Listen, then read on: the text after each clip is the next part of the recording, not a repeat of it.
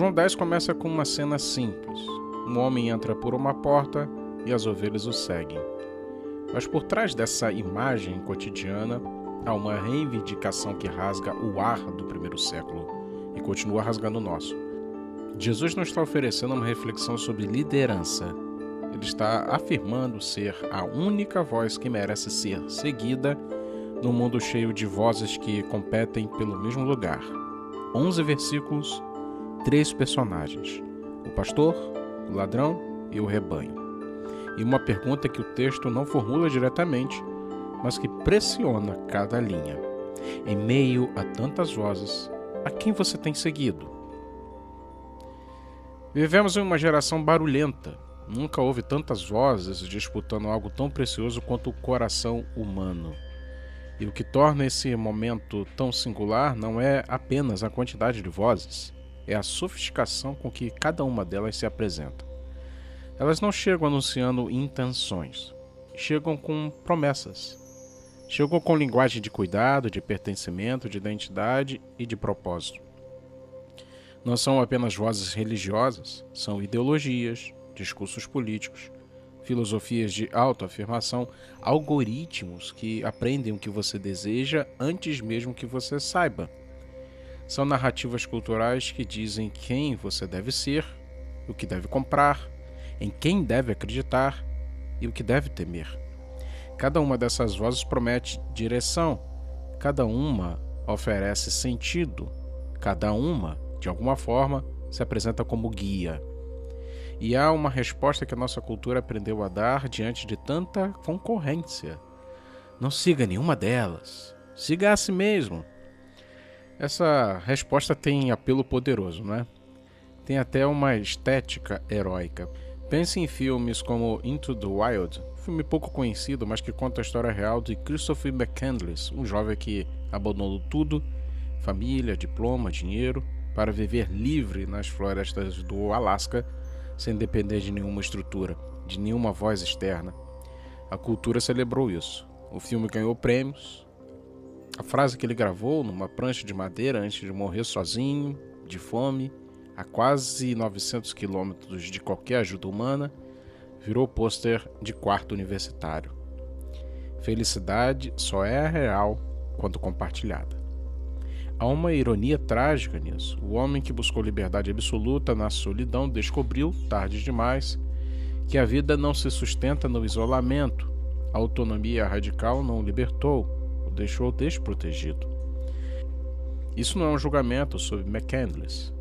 É uma janela para algo mais profundo. Porque aqui está a verdade desconfortável que o Evangelho de João traz à superfície. Quem tenta ser o próprio pastor inevitavelmente será conduzido por alguma outra voz. O coração humano não opera no vácuo. Ele sempre se orienta por algo. A questão nunca é se estamos sendo formados. A questão é por quem estamos sendo formados. Para entender João 10, precisamos voltar um capítulo. João 9 narra a cura de um homem que nasceu cego. E é um sinal extraordinário. Mas o milagre mais perturbador não é o de alguém passar a enxergar, é o de descobrir que aqueles que já enxergam permanecem voluntariamente na cegueira. Os fariseus interrogam o curado, interrogam sua família. Quando ele se recusa a negar o que aconteceu com ele, é expulso da sinagoga. E Jesus, ao saber disso, vai ao seu encontro. Há algo de profundo nesse gesto. Rejeitado pelo sistema religioso, é exatamente quem Jesus busca.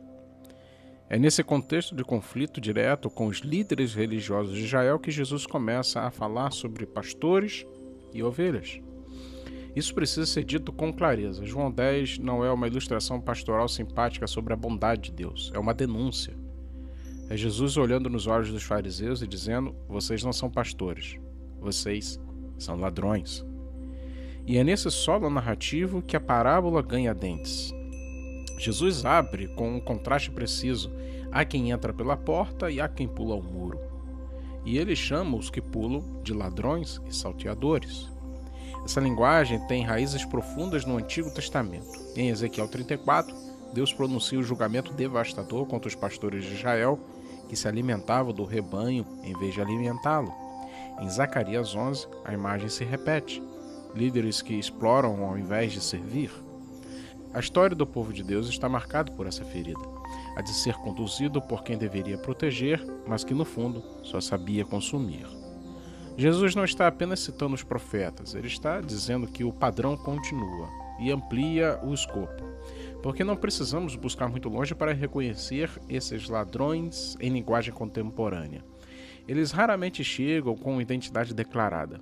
Chegam com linguagem de empoderamento, de inclusão, de pertencimento, de transformação.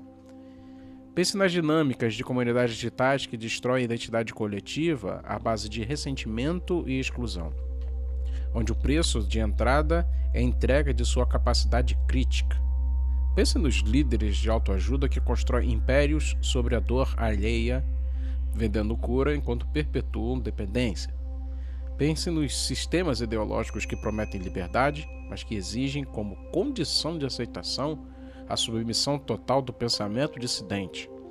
Todos dizem, siga-me, nenhum diz, eu darei minha vida por você. E é exatamente aí que a diferença começa a aparecer. Voltemos à resposta que a nossa cultura aprendeu a dar. Não siga nenhum deles, siga a si mesmo. Parece razoável, parece até sábia, diante de tantos abusos cometidos em nome de autoridade religiosa ou ideológica. E há uma experiência legítima por trás dessa desconfiança, porque muita gente foi ferida por vozes que deveriam cuidar e que destruíram. Mas há um problema estrutural nessa resposta e ele é sutil. A autonomia absoluta não nos protege dos ladrões, ela nos deixa mais vulneráveis a eles. Aqui é onde a observação sobre McCandless se aprofunda. Ele não foi para o Alasca sem influências. Foi com livros, com autores, com uma visão de um mundo construída por vozes que ele escolheu absorver sem perceber que estava sendo formado por elas. A ilusão não era de que ele seguia alguém, era de que ele não seguia ninguém. O sociólogo e filósofo Byung-Chul Han, em seu livro Sociedade do Cansaço, descreve com precisão cirúrgica o que acontece com um sujeito contemporâneo que internalizou a lógica do desempenho e da autogestão. Ele não é dominado por um opressor externo. Ele se torna o opressor de si mesmo. A jaula sumiu, mas o pássaro continua preso. Agora porque acredita que voar infinitamente é liberdade, sem perceber que está exausto e sem direção. Esse sujeito, o que se crê autônomo, o que dispensou pastores, é exatamente o mais fácil de manipular, porque ele não tem defesa coletiva. Não tem senso de pertencimento que o alerte quando uma voz estranha tenta conduzi-lo. Ele está só, e ovelhas sozinhas não sobrevivem. Jesus conhecia isso, por isso a imagem não é de um indivíduo encontrando seu caminho, é de um rebanho. É de uma comunidade que reconhece uma voz em comum. Chegamos então ao coração do texto e ao coração do Evangelho. Jesus diz algo que deveria nos parar completamente. As ovelhas ouvem a sua voz. Mas antes disso, e isso é o que importa, o pastor chama. A iniciativa não é da ovelha, é do pastor. Isso não é um detalhe de retórica pastoral, é uma declaração teológica de peso imenso, porque em toda a lógica de liderança que conhecemos, religiosa, política, mercadológica, a iniciativa está do lado de quem busca.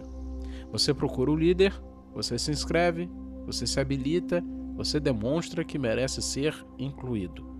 Jesus inverte completamente esse fluxo. O Evangelho de João foi construído sobre essa lógica desde o primeiro capítulo. A palavra que se fez carne não esperou que a humanidade a buscasse, ela veio. A luz não esperou que as trevas a convidassem, ela brilhou.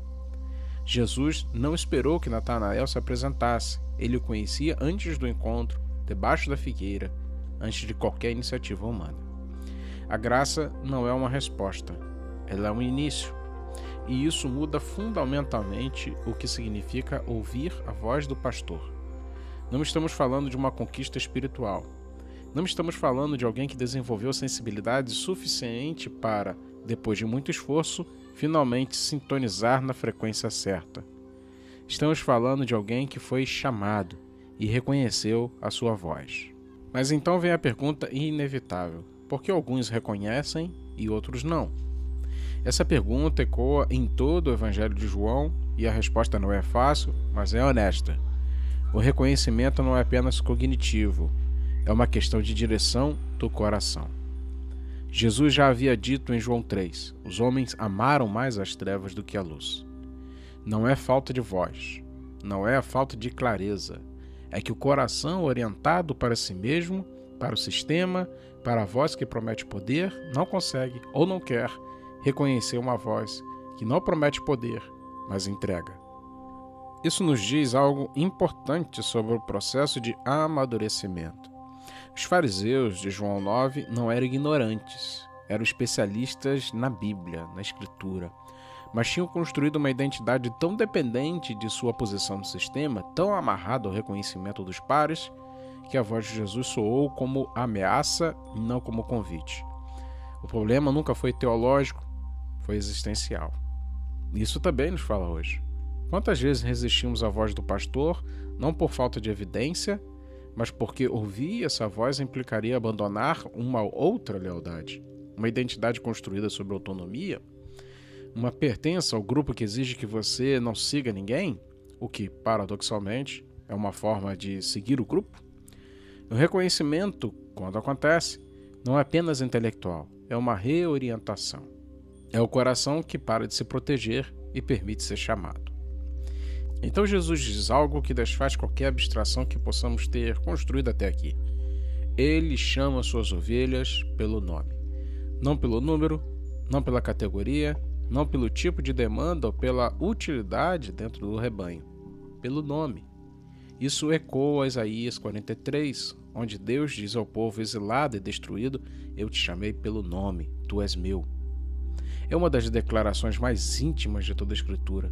No meio do exílio, no meio da vergonha nacional, no meio do silêncio que parecia dizer que Deus havia se esquecido, uma voz que chama pelo nome. E João 1,48 registra o momento em que Natanael, atônico, pergunta a Jesus: de onde me conheces? E Jesus responde que o via antes, debaixo da figueira, antes de qualquer encontro, antes de qualquer introdução. Deus não chama multidões anônimas que ele precisa organizar. Ele chama pessoas conhecidas, vistas, nomeadas. Isso não é sentimentalismo. É a afirmação de que o Deus que criou o universo se interessa por você com a especificidade de alguém que sabe o seu nome. Não apenas o seu tipo, não apenas a sua função social, não apenas a sua utilidade para um projeto maior. E aqui está a diferença que separa o bom pastor de todos os outros pastores. Os outros precisam que você seja útil. O bom pastor se importa que você seja você. Jesus então diz algo que reconfigura tudo. Eu sou a porta, não apenas o pastor, a própria porta de entrada. Se alguém entrar por mim, será salvo, entrará e sairá e achará pastagem. A imagem do pastoreio antigo é evocativa. O pastor que à noite deita no vão da porta do aprisco, tornando-se literalmente a barreira entre o rebanho e tudo que queria destruí-lo. Não há tecnologia de segurança, não há sistema de alarme, há um corpo entregue como proteção. E então vem a frase que concentra todo o contraste entre ladrões e o pastor. O ladrão não vem senão para roubar, matar e destruir. Eu vim para que tenham vida e a tenham em abundância. Roubar, matar e destruir. Essa é a descrição de todo o sistema, toda voz, toda liderança que usa o rebanho para seus próprios fins. O vocabulário é violento porque a realidade é violenta.